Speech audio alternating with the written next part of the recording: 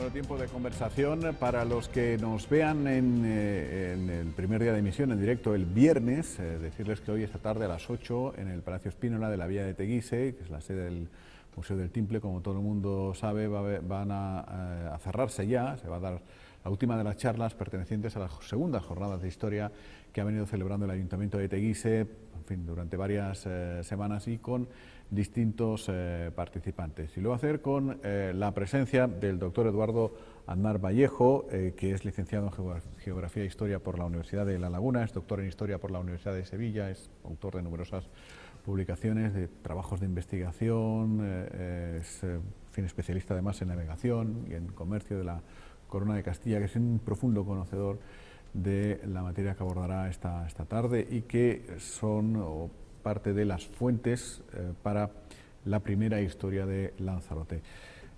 Saludamos al doctor Aznar Vallejo.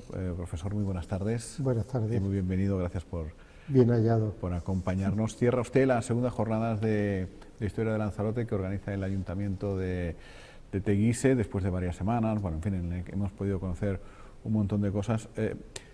Es importante, ¿verdad? Vamos a partir de ahí poner en valor exactamente dónde venimos, que se celebren este tipo de jornadas, que se nos refresque la memoria a las nuevas generaciones de, en fin, por qué tenemos lo que tenemos y por qué estamos donde estamos, ¿no? Efectivamente hay que reclamar nuestra historia, por una parte porque solemos pensar que la historia de Canarias como tal empieza en 1496 con la conquista de Tenerife, perdemos ahí siglo y medio de historia al menos, y por otra parte porque hay que reivindicar también el papel de las llamadas islas menores, islas señoriales, que son la base en buena parte de ese periodo histórico. En las dos tareas, como medievalista y como amante de estas llamadas islas señoriales, en especial de Lanzarote, pues he aceptado muy gustosamente la invitación del Ayuntamiento para hablar de estos temas. Además, en un lugar, Teguise, que en fin, por esas callejuelas y por esos edificios se sigue respirando historia pura, ¿no? Sí, la villa ha conservado el ambiente histórico, además han sabido conectar la conservación del patrimonio con actividades, con mercados, con exposiciones, y me parece que es lo que hay que hacer. Teguise es resultado de una serie de hechos históricos, ¿sí? No nace la villa de Teguise tal como la que nosotros conocemos, es más bien la traslación de dos tipos de actividades. Por una parte, la tradición aborigen de la gran aldea de Sonsama, zona agrícola de la isla, y por otra parte del fracaso, diríamos, de la capitalidad en San Marcial del Rubicón, expuesta a ataques, trasladado primero a Maciot, luego a Femés, y va a ser al final Teguise quien se convierta en el centro catalizador de todas las fuerzas de la isla, tanto desde el punto de vista de la tradición aborigen como de la tradición europea. A Teguise solo le faltó un puerto, ¿no? Si llegué a tener puerto probablemente hubiese pervivido la capitalidad, ¿no? Bueno, depende. Teguise forma parte de la concepción histórica. Para las poblaciones que nos precedieron, lo importante no era el mar, sino era la tierra, la agricultura. Si miramos el conjunto de islas, siempre vemos que la villa capital, con la excepción de Las Palmas, que tenía también zonas agrícolas, estaba en el interior. Incluso desde Teguise se ve el mar. Sí. Y una de las funciones de la torre del Guanapay era controlar el puerto de la Arrecife. Así que para ellos el mar era el lugar de exportación, pero también era el lugar donde venían peligros, y por lo tanto el interior tenía una serie de intereses para ellos muy importantes. La montaña que alberga el castillo de Guanapayo, de Santa Bárbara, que fue dedicado primero a, en fin, esta etapa moderna, ¿no?, a la emigración, y ahora actualmente de la piratería, dos cosas además muy íntimamente ligadas también a la villa, ¿no?, a la villa de Canarias en general. Sí, bueno, la emigración, porque hemos sido tradicionalmente un pueblo de migrantes, porque a pesar de la leyenda o del áurea de Islas Afortunadas, las posibilidades de un territorio fragmentado, con poblaciones no muy grandes, se colmataba enseguida la población y tradicionalmente los excedentes iban hacia otros sitios. Y por otra parte, porque efectivamente las islas están en una posición, diríamos, tricontinental, tanto las rutas hacia África que venían de Europa como las hacia América tenían hasta nuestros días pues un papel muy importante en las islas. Por lo tanto, la forma de luchar contra la economía de los países, primero Castilla, luego la España moderna tal como la entendemos, era el ataque. Además, pues de las potencias extranjeras teníamos cerca el mundo bereber y los ataques piráticos, que nosotros llamamos piráticos, desde las costas marroquíes, pues eran también lo que ahora llamamos Marruecos, que sería otro tema largo a desarrollar, pues era, diríamos, ocasión para que las islas se viesen afectadas por piratería y, por lo tanto, es lógico que sea un tema que interese en las islas. Así es. Bueno, primeras fuentes para la primera historia de Lanzarote es el título de la charla que va a ofrecer el profesor esta tarde. Insistimos en el Museo del Timple, en la casa Museo del Timple, en el Palacio Spínola, en la villa de Teguise. ¿Cuáles serían esas primeras fuentes? ¿De dónde bebemos, digamos, hablando de la primera historia de la isla? Bueno, el título pues necesita una matización. Yo no voy a hacer una presentación de todas las fuentes que hay para reconstruir la historia de Lanzarote, sino que utilizaré parte de esas fuentes para mostrar la vida de la isla en ese periodo. Como historiador, pues estoy muy de acuerdo con el axioma de Jacques Le Goff, que decía que toda historia o es historia social o es nada. Es decir, más que detectar nombres, fechas, etcétera, me interesa demostrar cómo se vivían, cuáles eran los procesos, primero de aculturación de las poblaciones, luego la relación de campesinos con sus señores, luego la relación de la isla con otros establecimientos. A partir de ahí, pues he hecho una selección para hablar una hora, hora y media como mucho, y pues simultaneado fuentes de tipo cartográfico, con fuentes de tipo arqueológico, con fuentes documentales, con fuentes coetáneas, con otras posteriores, pero que recogen la historia de la isla a partir de la recopilación documental, y con eso espero conseguir pues mostrar ese siglo y medio de historia de Lanzarote para recordarlo a las poblaciones y efectivamente, pues como digo, coincidir con el plan del ayuntamiento de reivindicar pues esos 600 años. Los historiadores no somos muy dados a las efemérides, poner 600 años aquí ligado a tal hecho, poner pues, pero como digo, para la gente es muy, digamos, muy comprensible ese hecho, celebrar 500, 600 años. Como historiador, pues me pliego a esa necesidad de hacer visual pues la historia del pasado, y vengo con mucho gusto en este programa de los 600 años de Teguise. De historia, porque claro, empezó antes, ¿no? Bueno, primero... 600 años a partir de la conquista, estamos hablando, claro, en todo caso. Claro. Como historiador hay que admitir que todas las poblaciones tienen su historia, incluso esas divisiones académicas de prehistoria o historia, poblaciones con historia y otras sin, son, diríamos, recursos metodológicos. Toda población tiene conciencia de su propia historia, de sus antepasados, de sus hechos. Lo explicará con un método científico, es decir, mítico, religioso, o con una historia que ha terminado para nosotros ser un conocimiento científico. Pero todos los pueblos tienen su historia. En este caso, pues, como suelen conocer mis alumnos, si hay alguno que me ve, lo recordará, el lenguaje no es unívoco, sino equívoco. Y hay que explicar siempre la acepción que uno hace.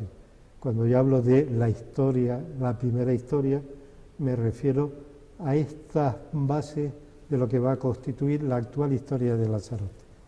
Es decir, esa mezcla de poblaciones anteriores, aborígenes, con poblaciones de muy diverso origen, europeos, también africanas, no hay que olvidar el componente berebere, en estas islas menos de poblaciones negras. Yo digo negro porque es tan bonito ser negro como blanco. Huyo de esas mistificaciones de subsaharianos porque son poblaciones negras. Y el color me parece tan bonito, el negro como el blanco. Absolutamente. Sí. Bueno, quiero decir que he hecho una digresión. Cuando hablo de esta primera historia me refiero a estos fundamentos de lo que va a ser la historia de Lanzarote hasta nuestros días. Anteriormente existía Lanzarote y había una historia de Lanzarote de la cual yo no me ocupo, aunque es parte de la que yo luego traigo a colación. Ajá, así es.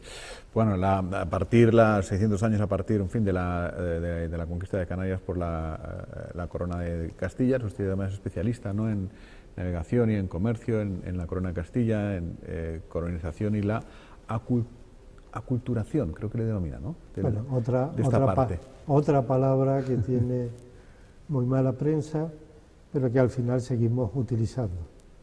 Se ha propuesto fusión cultural, encuentro de culturas, sí, etc. Tiene el San Benito de que se suele pensar que las aculturaciones siempre es el paso de una cultura inferior a una cultura superior. Hemos de pensar que siempre hay culturas dominantes en cuanto a su potencia y otras que conocen un desarrollo distinto, para nosotros menor, pero podemos dejar distinto. Además, la aculturación ha conocido procesos, diríamos, distintos según las épocas.